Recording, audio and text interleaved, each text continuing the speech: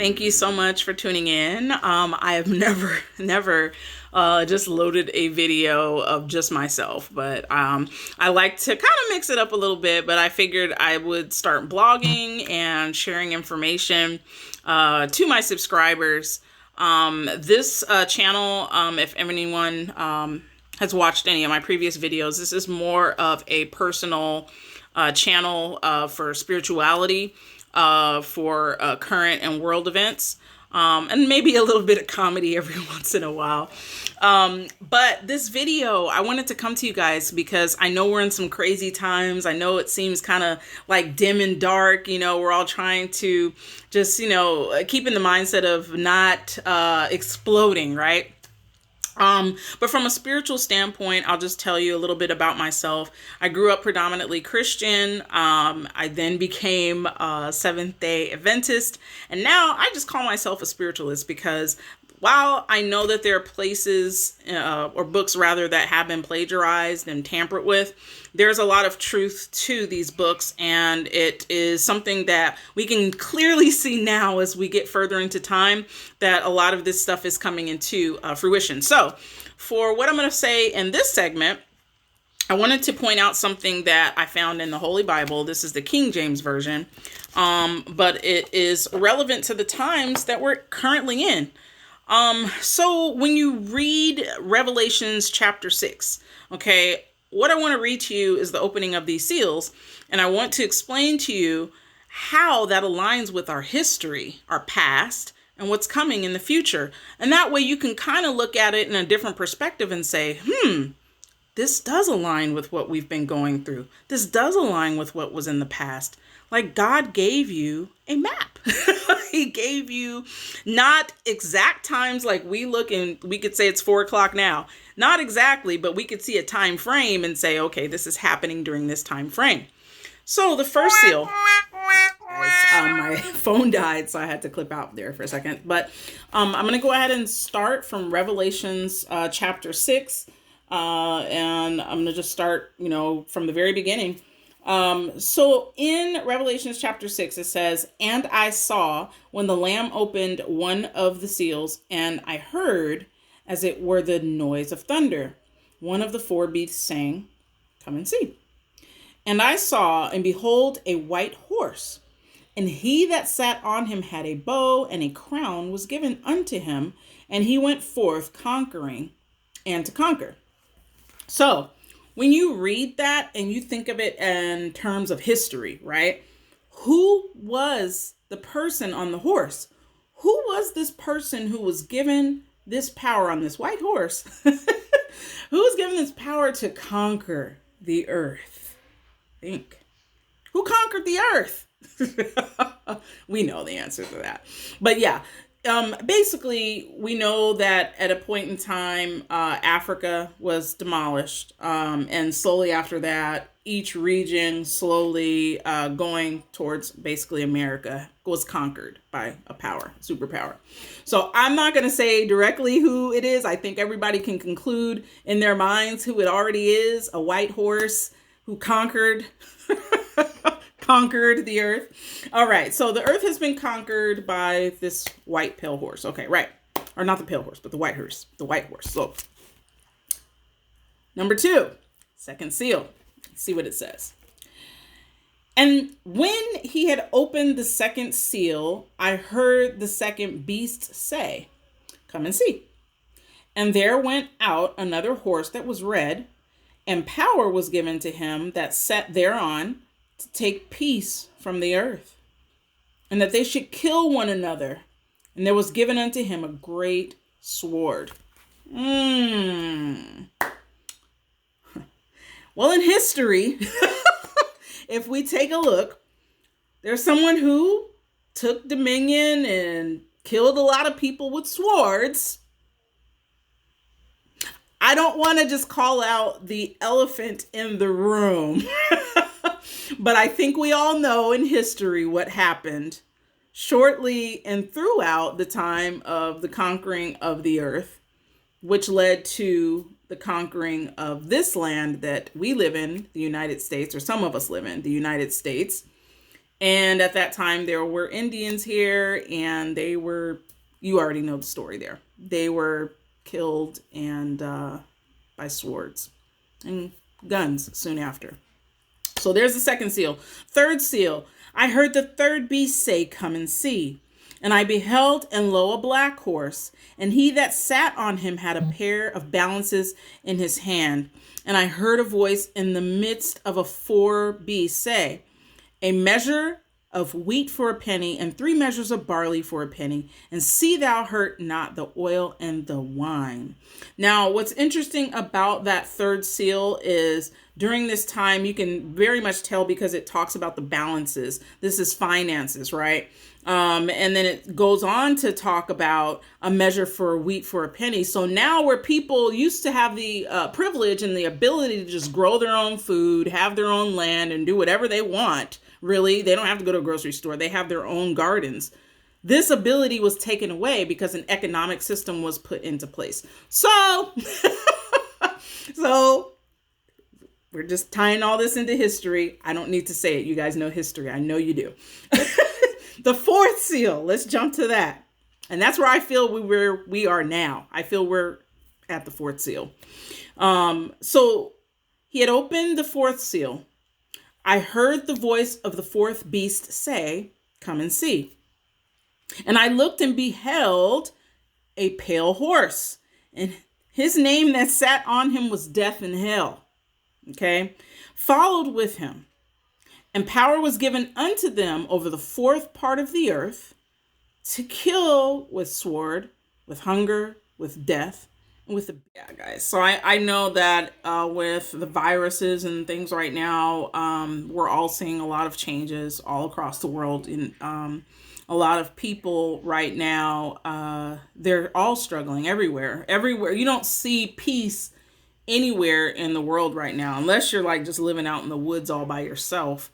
You know, you're not seeing peace anywhere.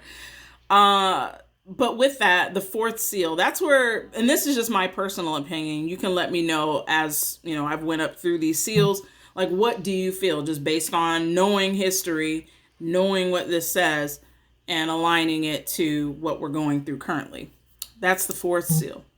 Now, the fifth seal is interesting because it kind of has a, and I'll just read it. Let me read it first, and then I'll go into the explanation. So the fifth seal, and when he had opened the fifth seal, I saw under the altar the souls of them that were slain for the word of God and for the testimony which they held. And they cried with a loud voice, saying, "How long, O Lord, holy and true, dost thou not judge and avenge our blood on them that dwell on the earth?" And white robes were given unto each and every one of them. And it was said unto them that they should rest yet for a little season until their fellow servants also and their brethren that should be killed as they were should be fulfilled. This is the next part that we're going to go into, ladies and gentlemen. This is with the time that we hear about where we're going to be persecuted for not taking the mark of the beast. The elect, the people who say, "No, I don't want this." The people who turn away from it, those are the people who are going to be killed. So if you've turned away from the mark, if you've said, "No, I'm not going this path that the rest of the world has decided to go," that's where we're about to approach. And it's coming a lot faster than a lot of us realize. So I just want you to prepare for that fifth seal to be open. This is not to scare. This is to make you feel joy, truly joy. You know, this is saying there's just a short little amount of time left before God comes back and he takes his people. This is what this is saying. This is good news. Okay. Death is always sad because it's like, we don't know what to expect after the fact. Right. But you can kind of think of it just like sleep. Like, you know, Jesus, when his brother Lazarus, you know, that he was in the grave and everybody's weeping and crying over Lazarus. And Jesus just kind of says casually, he's sleeping. you know? And so think of death as sleep. And I think you feel a little bit more comforted if you think of it that way. All right. So that's the fifth seal. And again, those are just my thoughts on the fifth seal because these are things to come. Now the sixth seal, that's when it gets scary, right? Everybody's like, oh my gosh. But the sixth seal, that's the part. Well, let me just read it and then I'll elaborate. The sixth seal. The sixth seal, and I beheld, when he had opened the sixth seal, and lo, there was a great earthquake, and the sun became black as sackcloth of hair, and the moon became as blood, and the stars of heaven fell unto the earth, even as a fig tree casteth her untimely figs when she is shaken off of a mighty wind. And the heaven departed, what we look up at, the heaven departed as a scroll, and when it is rolled together, and every mountain and island were moved out of their places, and the kings of the earth, and the great men, and the rich men, and the chief captains, and the mighty men, and every bondsman, and every freeman, hid themselves in dens, and in the rocks of the mountains, and said to the mountains and rocks, fall on us, and hide us from the face of him that sitteth on the throne, and from the wrath of the Lamb. For the great day of his wrath is come, and who shall be able to stand? So this is to come. The sixth seal is to come, and it's slowly, we're starting to see signs. Right now, I don't know if you realize science-wise, there's a solar maximus that we're in. When the solar maximus happens, that's when the sun is emitting a lot of solar flares. And if you look at science magazines and articles, you'll notice that a lot of scientists are kind of mind-boggled by what's happening right now with the sun. The sun is causing and has control, whether you understand this or not. And again, for the people who aren't into science and don't understand the sciences, whenever there's a solar flare, it's not just the aurora lights that, they talk about that you see up in Alaska and up north.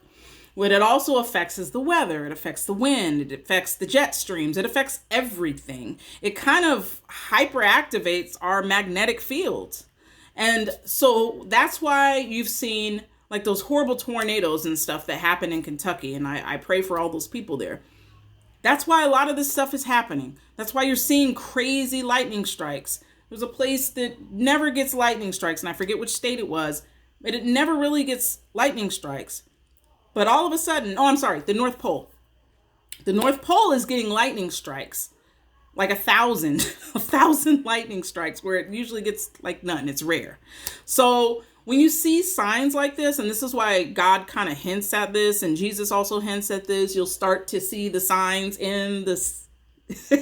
So all of this stuff, these are little like breadcrumbs that they left for us. They didn't tell us, okay, hey, it's going to happen at this day, at this time, but they gave you a map. They gave you a timeline so that you understood, hey, these are kind of the events that are going to occur right before God comes. So with that being said, the sixth seal, when it talks about the great earthquake, a lot of people have been talking about Yellowstone lately and how that can just totally decimate and devastate not just the United States, but gosh, anybody within that Pacific region would pretty much be dead.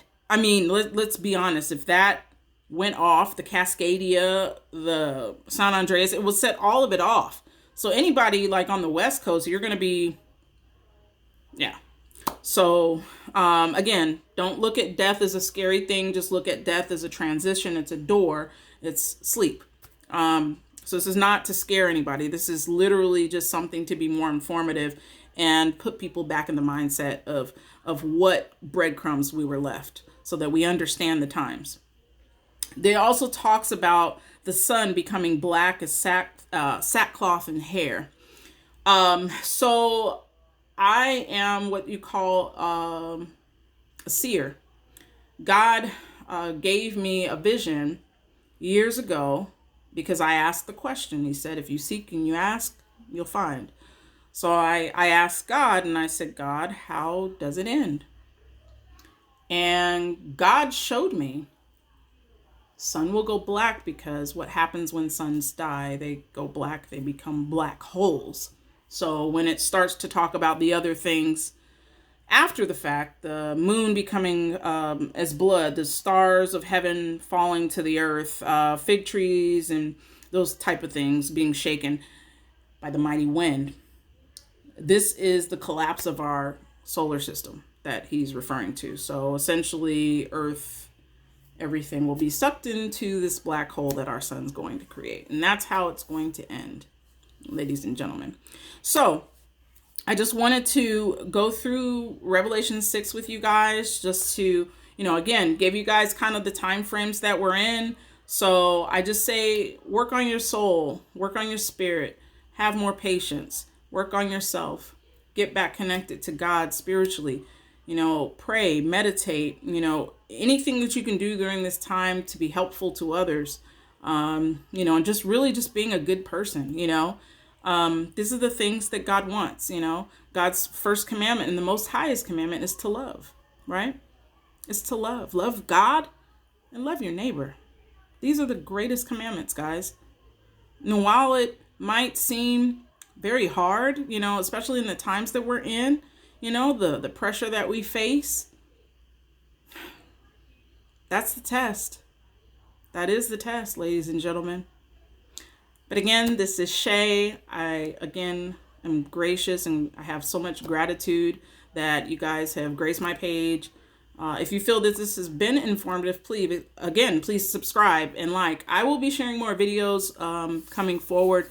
I've been meditating. I've been going through spiritual detoxing. So I'm going to be sharing more about different things that I have seen, things that have been given to me from the heaven. Thank you so much for joining today. Subscribe, like, or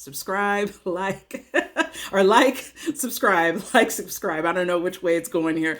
But thank you so much. Peace and blessings to all of you. And when the time comes for you to sleep well.